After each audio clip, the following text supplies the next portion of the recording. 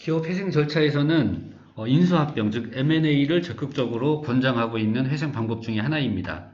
그래서 실제로 회생 실무준칙에는 M&A 실무준칙이 있고, 특히 그 중에는 제6절에 공고 전 인수 예정자가 있는 경우의 특칙이라고 해서 우리가 흔히 알고 있는 스토킹 호스 방식에 의한 M&A 절차도 정식으로 채택을 하고 있습니다.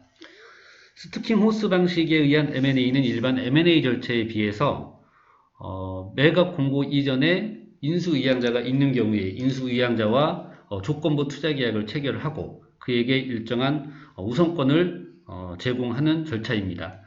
그렇기 때문에 M&A 시장에 있어서 흥행 가능성을 높이고 M&A가 이미 확정적으로 인수하려는 사람을 스토킹 호스, 묶여있는 말처럼 확보한 상태이기 때문에 M&A 성공 가능성을 높이고 그 결과 회생 성공 가능성을 월등히 높일 수 있는 장점이 있는 특수 절차라고 보시면 됩니다. 그래서 저희 기업 회생 실무 강의에서는 회생 계획, 그 중에서도 M&A에 의한 회생 계획과 또 스토킹 호스 방식에 의한 회생 절차까지도 전부 포함해서 세부적인 내용들을 강의를 하고 있습니다.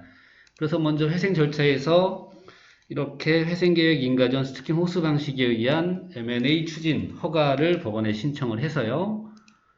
허가를 받게 되면은 매각 주관사 선정에 관한 또 절차를 진행해서 최종적으로 매각 주관사 선정 계약을 체결을 하게 됩니다. 그리고 매각 공고 이전에 매각 주관사와 함께 인수 희망자와 함께 적정한 어떤 절차를 진행을 해서 조건부 투자계약을 체결을 하고 그 이후에 입찰 공고와 같은 공개 매각 절차를 진행을 해서 그 결과에 따라서 최종적으로 최종 인수자를 선정을 해서 법원의 허가를 받고 분계약을 체결하고 그 분계약에서 체결된 인수대금을 기초로 회생계획을 입안을 하게 되는 겁니다. 그 회생계획은 일반 회생 절차와 동일하게 관계인 집회에서 채권자들의 결의에 붙이고 가결 요건 이상의 동의를 받게 되면은 인가 결정을 받을 수 있게 되는 겁니다. 그렇기 때문에 저희 기업회생 실무 강의에서는 일반적인 기업회생 절차뿐만 아니라 이와 같은 M&A 절차, 특히 스토킹 호스 방식에 의한 M&A, 또 ARS, 자율구조조정 협약이라는 ARS 제도와 프리패키지드 플랜, P플랜이라고 흔히 알고 있는 사전 회생계획 제도를 통한 회생 절차와 같은 특수 절차에 대해서도 실제 다양한 실무 사례를 통해서 구체적인 서류 작성부터 절차 진행에 관한 내용들을 강의를 하고 있습니다.